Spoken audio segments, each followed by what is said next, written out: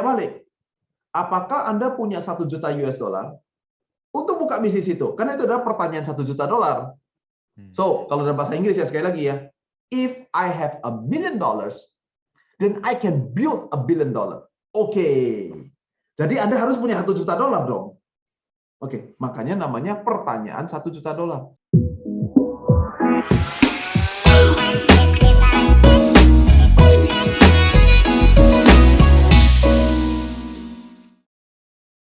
Halo kawan Scale-up, hari ini kita kedatangan tamu yang sangat inspirasional, Coach David Cokro Raharjo. Dan hari ini kita akan nanya-nanya, ngobrol santai sama Coach David, tapi isinya daging semua nih. Oke, selamat sore Coach. Thank you for joining us. Thank you for having me. Yes, I'm very excited to have you in our podcast today.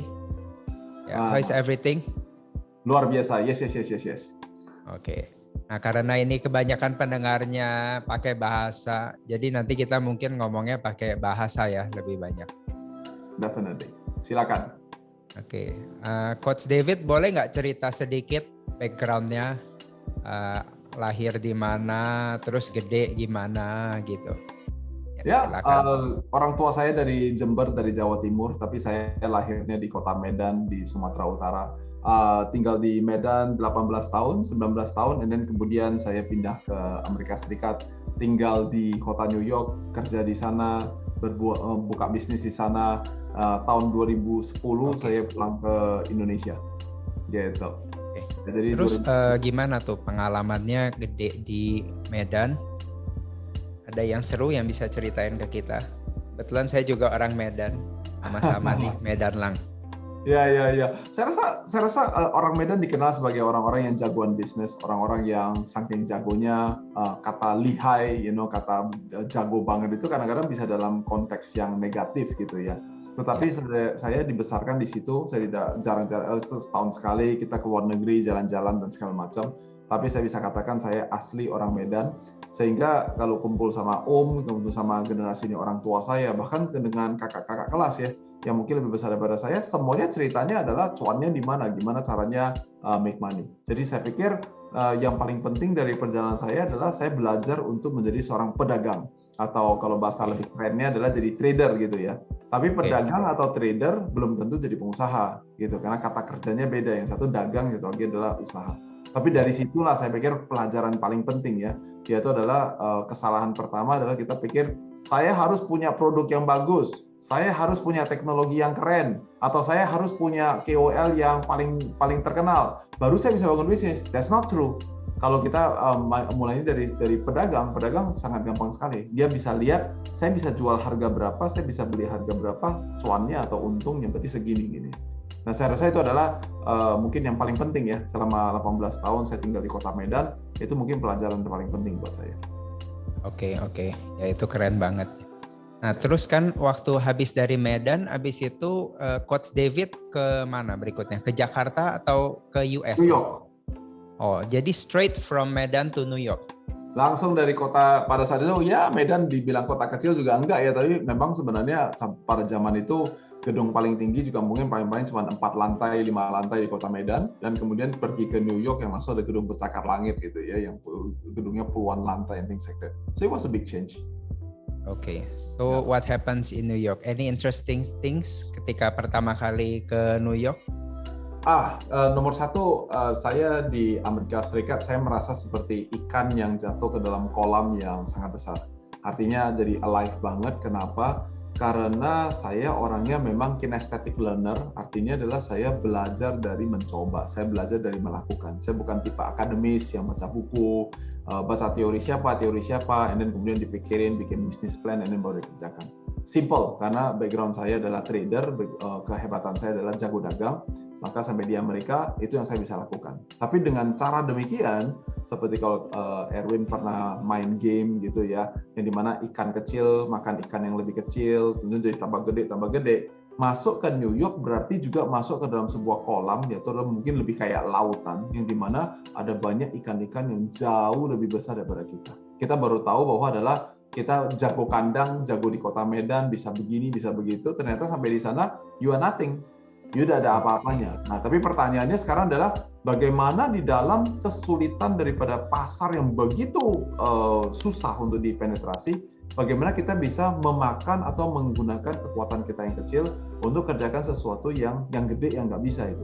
Nah, maka kita mulai dari jualan di jalanan di New York. Jadi pedagang kaki lima. Dari situ kita mulai dan 10 tahun kemudian kita sampai di tempat di mana kita perlu berada. Oke. Nah, kemarin aku ada dengar tuh ya, ada satu peristiwa sebelum mulai jewelry itu katanya Coach David juga ada dagang ya pas lagi kuliah waktu awal di New York. Ya, sekali lagi aslinya jagonya apa? Jagonya adalah berdagang. Berdagang itu sangat mudah.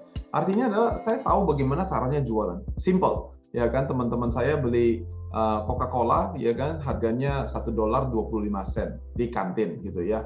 Nah, kalau kita beli dari toko, sekali beli 30 biji, 50 biji, berarti belinya dengan kerat-keratan ya, belinya bukan satu-satu. Kita modalnya cuma 35 sen.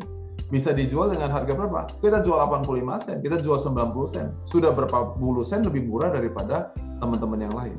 Di early di dalam permulaan itu kita langsung menyadari apa? Bahwa ada orang yang tidak peduli. Tidak peduli karena ya pokoknya bapak saya taruh uang di dalam kartunya saya, seperti imagine punya kartu flash gitu ya. Dan pokoknya saya pergi ke kantinnya sekolah, saya tap, ya pokoknya $1.25, saya nggak peduli. Tapi lebih banyak orang yang tidak punya kartu itu, lebih banyak yang tidak punya $1.25 dan adalah loh, barangnya sama, isinya sama, jumlahnya sama. Yang satu $1.25, yang satu 85 sen. Nah, sekarang mau nanya, Anda beli yang mana? $1.25 atau 85 sen? Ya tentu 85 sen. And that's how you build a business. Atau lebih tepatnya, itu belajar daripada bagaimana kita datang dari kota kecil, dari kampung, jago dagang, masuk ke New York, kita tetap bisa dagang. Karena banyak orang yang kerja bisnis seperti sekarang ya Erwin ya. Banyak orang ceritanya itu apa? Ceritanya adalah, wah saya mau bangun perusahaan yang unicorn, saya mau perusahaan yang begini. Dia lupa bahwa saya masih ikan kecil. Nah pada saat saya masih ikan kecil, saya main seperti ikan kecil. Yang dimana ikan besar nggak mau main. Dia mainnya hitungannya berapa puluh juta US dollar. Dia nggak menganggap untung 50 sen. Nah saya mau untung 50 sen. Nah dengan untung 50 sen, dikumpulkan ratusan dan ribuan kaleng kemudian, kita sekarang punya modal untuk bisa kerjakan sesuatu yang lebih besar. Ikan kecil jadi ikan yang lebih besar gitu. Nah, sehingga tetap di satu kolam di sebuah lautan yang dimana banyak ikan-ikan besar yang ganas-ganas, tapi saya sudah ada ikan teri sekarang, ya ikan teri yang agak gede sedikit. Kira-kira begitu loh. Gitu. Sip. Kan kata mereka kan kalau kamu bisa survive di New York, you can survive everywhere. Karena New York is a very tough city. Ya. Terus kan kita ada dengar cerita tentang Coach David kan bangun bisnis jewelry, habis itu kan jadi bikin VC ya, venture capital ya. Ya. Bisa cerita dikit nggak tentang venture capital itu? Sovereign capital ya kalau nggak salah. Sovereign capital, that's right. Jadi tahun 2012 kita bangun sebuah perusahaan private equity, venture capital. Kita adalah perusahaan yang memberikan investasi kepada perusahaan-perusahaan tech startup pada prinsip dasarnya gitu ya. Dan sekali lagi kita ikan kecil. Gitu ya, teman-teman lain mulainya dengan ratusan juta US dollar, kita mulainya dengan beberapa puluh, nggak sampai berapa puluh juga sebetulnya, berapa belas juta US dollar. Kita ikan kecil, sekali lagi kita ikan kecil, dan saya pikir apa yang kita mau kerjakan adalah karena kita bilang begini, kalau orang minta pendanaannya, sebagai contohnya 40 miliar dan 50 miliar atau 100 miliar, ya memang kami nggak bisa, orang dana kami aja cuma baru berapa belas juta US dollar, berarti berapa masih kecil gitu ya. Seratusan miliar ya. Sekitar 200 miliar. Ya. Nah, jadi kita berarti bisa pendanaan berapa pada saat itu ya? Pada saat itu kita cuma saja bisa memberikan pendanaan mungkin kira-kira 5 miliar, 4 miliar, 15 miliar, kira-kira ya, size-nya itu kecil gitu ya. Ukurannya masih kecil.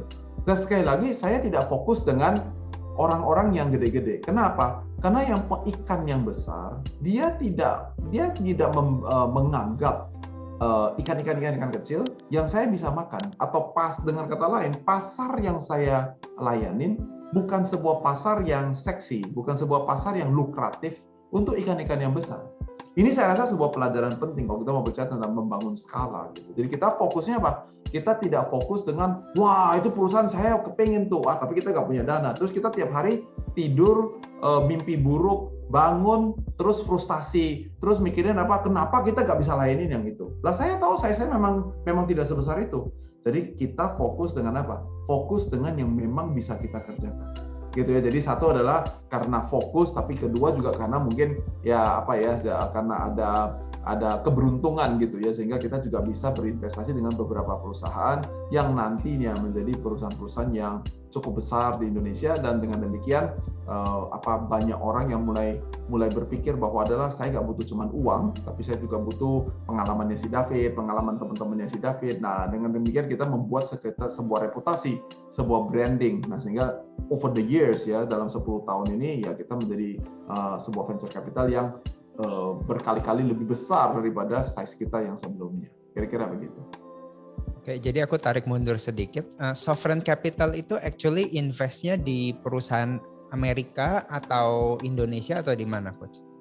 Pada saat kita mulai, nah ini contoh baik contoh baik untuk teman-teman. Baik kalian mau bangun venture capital atau kalian lagi sedang membuka startup atau lagi UMKM, doesn't matter ya.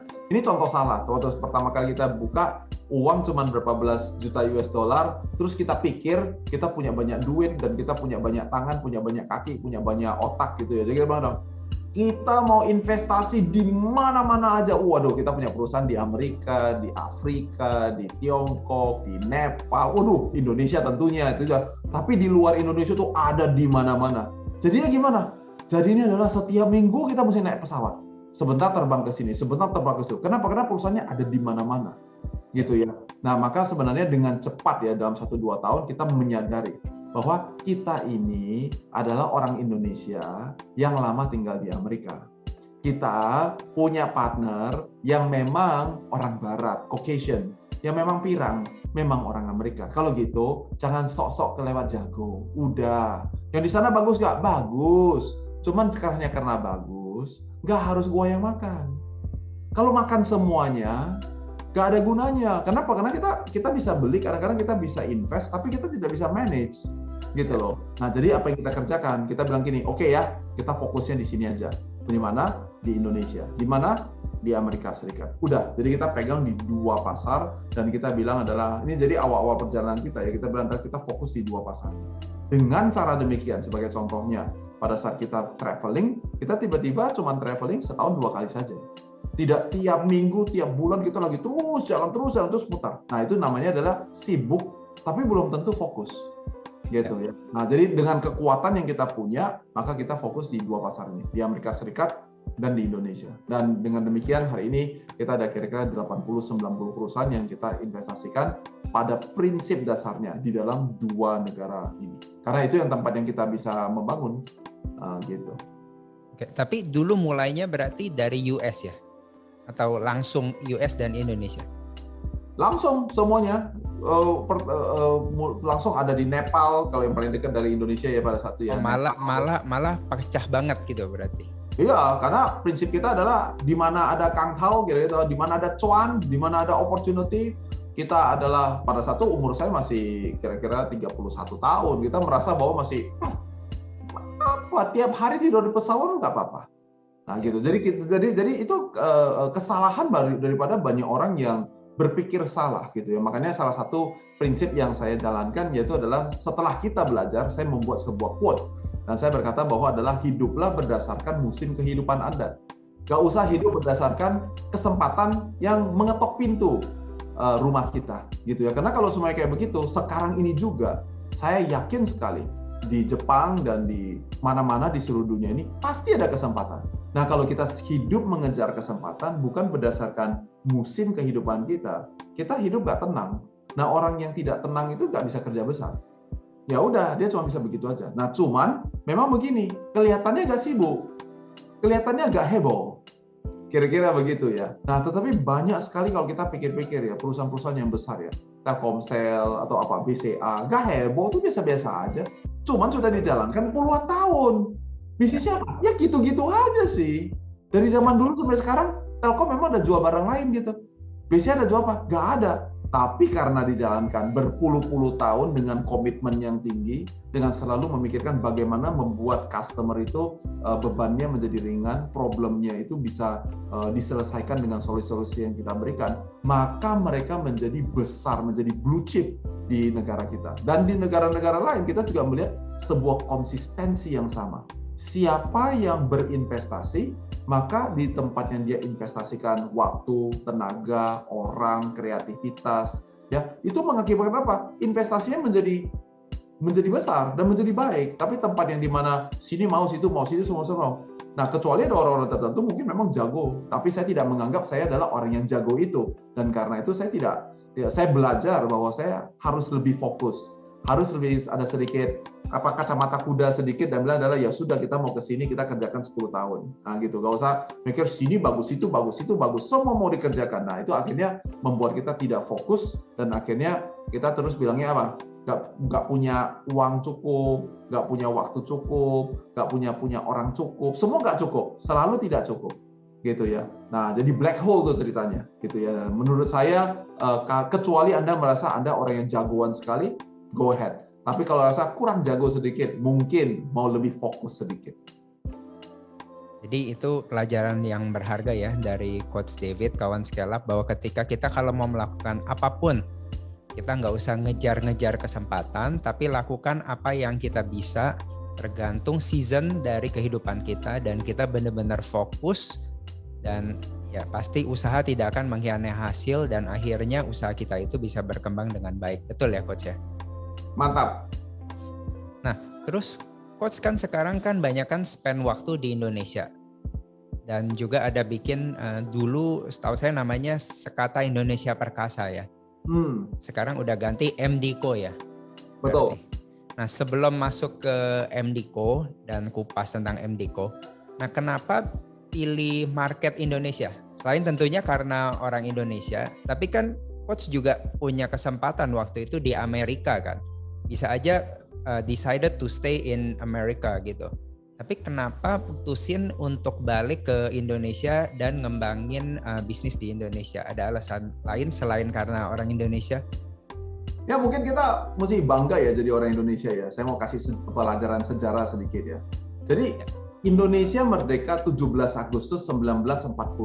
Kita mesti tanya kenapa ada terjadi vakum kekuatan di Indonesia gitu ya. Kenapa? Karena Jepang menyerah dalam waktu Perang Dunia Kedua. Oke, kenapa Jepang menyerah? Kita mesti tanya dong. Oh, karena Nagasaki Hiroshima dibom sama Amerika Serikat. Kita mesti tanya dong. Kenapa Amerika kurang kerjaan pergi bom Jepang? Nah, karena dia kurang kerjaan dia tembakin Pearl Harbor. Kan begitu ya? Oh, berarti kita bisa bilang begini. Wah, kita mesti berterima kasih dengan kakak yang namanya Amerika Serikat. Kenapa? Kita merdeka karena Amerika Serikat secara tidak langsung memberikan Indonesia kemerdekaan. Oke, jadi kalau kita pergi kepada orang yang lebih hebat daripada kita perlu mengerti bahwa kita bisa belajar dari dia. Itu pelajaran pertama. Tetapi sebagai orang Indonesia, kita juga harus bilang begini, Amerika, Anda adalah kakak seperguruan. Yo, kita merdeka gara-gara kakak. Tapi jangan lupa, Amerika, Anda merdeka gara-gara saya, karena leluhur saya. Kalau nggak ada leluhur saya, Anda juga tidak bisa merdeka. Nah, gimana coba hitungannya? Hitungannya adalah karena pada saat Amerika itu berperang dengan Inggris, Amerika pergi ke Prancis dan dia berkata adalah pinjam uang dong. Ngapain pinjam uang? Supaya bisa beli senjata. Kenapa beli senjata? Lagi perang sama Inggris. Tapi pada saat itu Prancis tidak percaya sama orang Amerika. Makanya ada sebuah pemikiran bahwa orang Amerika sama orang Prancis itu selalu gontok-gontokan. Kenapa? Karena sampai sekarang masih ingat, Anda yang dulu gak mau kasih saya pinjaman. Nah, singkat cerita ya, Erwin ya. Tahu nggak siapakah yang memberikan pinjaman kepada Amerika Serikat? Supaya teman-teman semuanya tidak tahu jawabannya, supaya kita jadi orang Indonesia bangga. Karena dia pinjam uang dari kerajaan Belanda. Nah, saya mau nanya, pada saat itu kerajaan Belanda itu kaya raya, dia bisa kasih uang. Itu dari mana? Itu adalah dari kita punya rempah-rempah. Itu adalah karena dia pada saat itu sedang menjajah Indonesia. Jadi secara tidak langsung kita merdeka karena Amerika Serikat. Tapi mereka merdeka karena secara tidak sengaja. Karena leluhur kita yang memberikan uang itu. Karena itu nilainya apa? satu sama. Gitu. Nah, kalau kita udah lihatnya begitu tuh kita jadi orang Indonesia, kepala itu terangkat tinggi. Bukan karena kita sok-sokan, tapi karena kita ini adalah bagian daripada sejarah, daripada perekonomian yang disebut dengan kapitalisme di dunia ini. Itu adalah titik permulaan. Nah, dari titik mulai ini, sekarang kita masuk ke titik kedua. Titik kedua kita bilang gini, sekarang Amerika itu ada di mana? Kita ada di mana? Amerika Serikat sudah merdeka ratusan tahun. Kita merdeka 70-an tahun. Jadi nggak bisa kita bilang gini, kita ini kan lemah. Loh, itu sama dengan kita-kita yang punya anak kecil. Masa anak 5 tahun suruh main boxing sama saya? Dan saya juga bukan petinju dunia. Tapi kalau anak 5 tahun lawan saya pasti kalah lah. Orang saya tingginya 185, berat badan 100 kilo, lawan sama anak 5 tahun, ya pasti saya menang. Itu sama dengan kita bilang begini, Amerika itu kan terlalu hebat, terlalu besar. Siapa yang bilang? Saya umurnya baru 70-an, Anda umurnya ratusan. Itu alasan kedua kenapa kita ada di Indonesia. Maka kita bilang, sejarah ratusan tahun itu, kekuatan dia apa sih sekarang? Nah, kita mesti bilang begini, dia size-nya dengan 320 juta penduduk. Itu adalah 24 triliun US dollar. Indonesia dengan 270 juta penduduk, 1 triliun US dollar. Kenapa ke Indonesia? Itu pertanyaannya. Karena berarti saya ada 20 kali potential growth di tanah air kita. Itu alasan kenapa kita jadi pengusaha sebagai teman-teman scale up. Kita berani untuk melakukan, karena bukan tidak ada opportunity kalau Anda fokus di pendapatan kita sebagai ekonomi Indonesia yang 1 triliun. Kita bisa bilang begini, dalam 100 tahun ke depan, kita akan bertumbuh dari 1 menjadi 20. Lah pertanyaan saya, Anda mau ada di mana 10 tahun dari sekarang? Cucu Anda mau ada di mana 50 dan 100 tahun dari sekarang? Dengan kacamata itu, maka kita mengatakan gini, kalau gitu saya tahu kenapa hari ini saya kerja keras. Kalau kita dulu leluhur kita, dia nggak tahu kenapa, dia nggak bisa melihat, saya cuma lihat saya dijajah sama Belanda. Dia nggak bisa melihat bahwa, 100 tahun kemudian, kita membebaskan Amerika daripada Inggris. Hari ini kita-kita yang 70 tahun atau 100 tahun, kita mesti lebih pintar daripada leluhur kita. Kita bisa melihat masa depan kita, karena kita tahu, boleh saya tanding sekarang, boleh perusahaan saya baru 1 miliar, baru 100 juta. Tapi kalau saya kerja keras, saya jadi 15 miliar, saya jadi 150 miliar, ini bukan cuma cerita tentang saya. Ini cerita tentang anak saya, cucu saya, kita punya next generation. Generasi-generasi yang akan datang. Berarti Indonesia bisa menjadi sebuah negara yang sangat kuat. Kalau kita semua percaya di dalamnya. Dan dengan alasan itulah, Erwin, saya pada saat itu juga ngeri-ngeri sedep ya sebetulnya ya, karena seperti Erwin bilang sebenarnya sudah ada platform di Amerika Serikat, tapi kita pikir kalau kita terus pegangan di situ ya hidup ya begini-begini aja, hidup lebih seru kalau kita mengambil resiko. Maka saya didukung oleh istri saya, kami pindah ke Jakarta, tinggal di Tangerang, dan ini sekarang adalah tahun ke-12 saya tinggal, tahun ke-13 saya tinggal di Indonesia setelah dari New York. Jadi intinya ada the next 20 trillion dollar ekonomi in Indonesia ya, potensinya ya. Selama mungkin 10 tahun, 20 tahun ke depan ya. Mungkin by 2045 mungkin setidaknya bisa 5-10 triliun dolar di Indonesia. Kalau kita bilang 5 tahun, 10 tahun, 20 tahun, 30 tahun, menurut saya itu tergantung kita. Tergantung teman-teman lagi mendengarkan begini, apakah ada api yang berkobar-kobar di dalam diri kita. Karena kalau orang keluar dan pikir adalah, ya hari ini cuma mau cari sesuap nasi, ya nggak sampai, 100 tahun, 300 tahun juga nggak sampai, Win. Ya. Tapi kalau dengar ini, api berkobar-kobar dan bilang adalah, saya mau cari apa? Sekarung, setruk. Nah, maka lebih banyak daripada kita yang melakukan, saya yakin bahwa kita dengan cepat akan mencapai, jauh terlalu sampai 100 deh. Kita bilangnya nih, dari 1 triliun menjadi 2 triliun US dollar dulu. Hashtagnya New Trillion Dollar Economy. Nah, gitu dulu aja. Ya, itu double up itu, 2 kali lipat dari posisi kita sekarang. Ya, oke. Dan mungkin karena itu Coach David bikin dulu namanya kalau nggak salah Sekata Indonesia Perkasa, yang sekarang udah jadi MDico ya? Yes. Oke. Nah, MDico itu kan semacam ekosistem atau platform gitu ya untuk inkubasi banyak usaha-usaha sekarang untuk menjadi the next $1 million industry ya kalau nggak salah. Atau gimana? Boleh ceritain Coach? Ya. Jadi pertama SIP Sekata Indonesia Perkasa. Di dalam pada saat saya membangun perusahaan itu, seperti yang sedang saya katakan, saya kemana-mana saya mencoba untuk membuat sesama orang Indonesia memiliki satu kata, Sekata Indonesia Perkasa. Jangan selalu bilang mulai dengan adalah Indonesia dah bisa lah Fit, dah bisa kita nih aduh wong Indo gini loh, goblok-goblok. Lah iyalah, belum tanding udah bilang goblok, belum tanding udah bilang mana bisa. Ya makanya kalah melulu gitu loh. Nah itu kalau udah saya dengar begitu Win, bikin saya berapi-api. Saya jelasin ini udah gak tahu ratusan dan ribuan kali, tapi saya selalu berapi-api. Karena saya ogah lihat orang Indonesia gagal. Saya ogah lihat orang Indonesia di luar negeri jadi tukang cuci piring.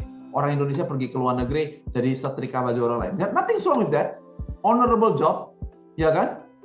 Pekerjaan dulu yang... kita mantan begitu Coach, bekas cuci piring. Nah, saya ogah dengar kayak begitu.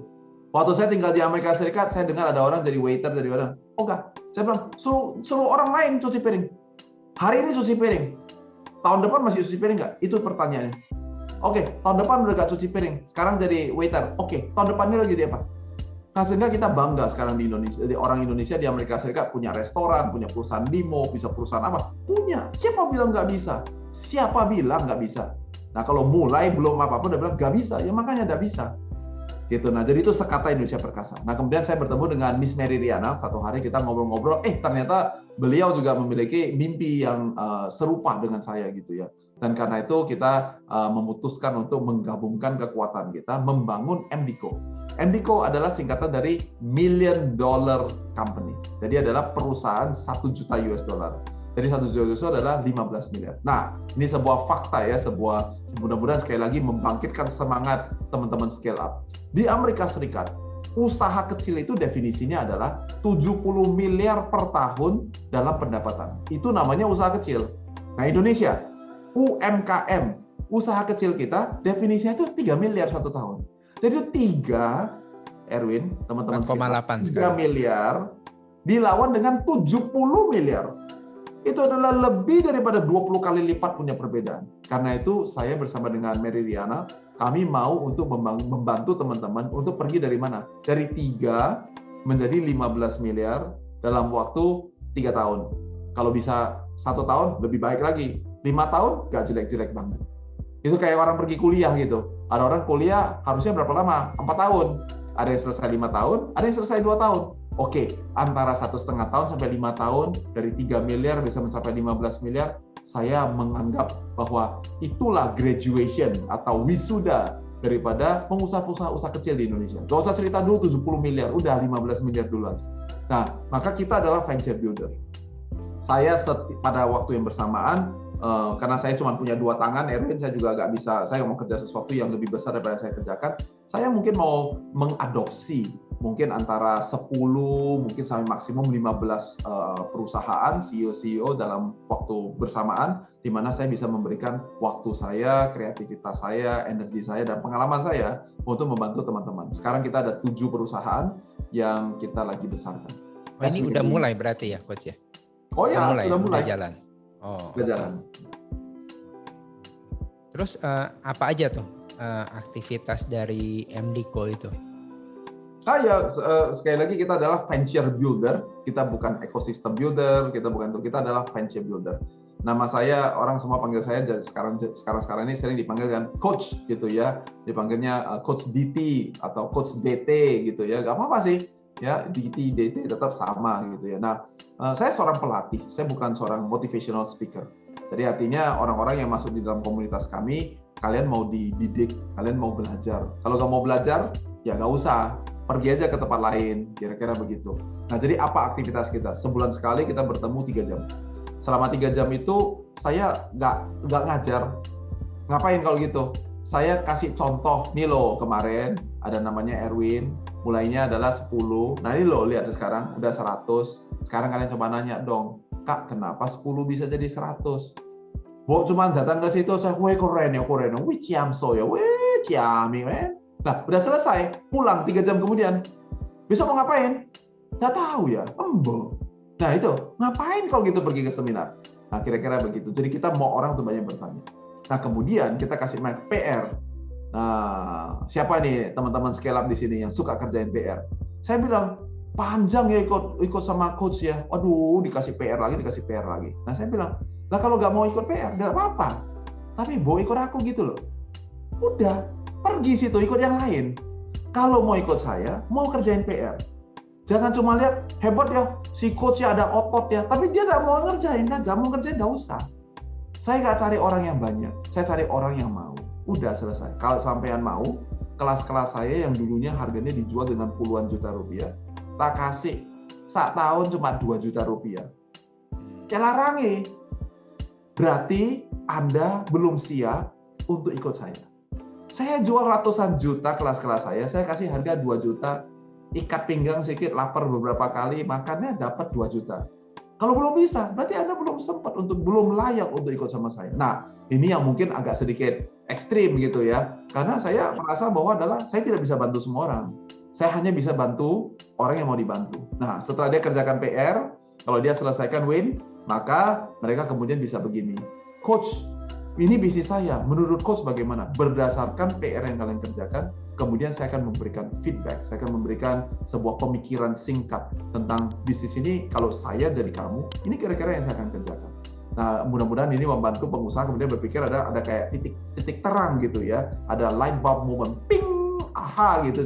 Oh iya ya, gua nggak pernah lihat bisnis gua kayak begini. Kenapa? Karena kebetulan dalam 20 tahun belakang ini saya sudah menjadi CEO-nya, founder-nya atau co-founder atau investor, atau sudah menjadi advisor atau coach lebih daripada 300-400 perusahaan. Wow. Jadi saya punya banyak pengalaman dan wawasan yang teman-teman lain mungkin baru tahunya ya dari dulu asuransi, atau dari dulunya jualan ikan. Nah saya ini kalau misalnya ke pasar ya, semuanya ya sudah pernah gitu, ikan ya pernah, ayam ya pernah, sayur ya pernah, tomat ya pernah sudah pernah semua. Tapi banyak benjolnya, banyak.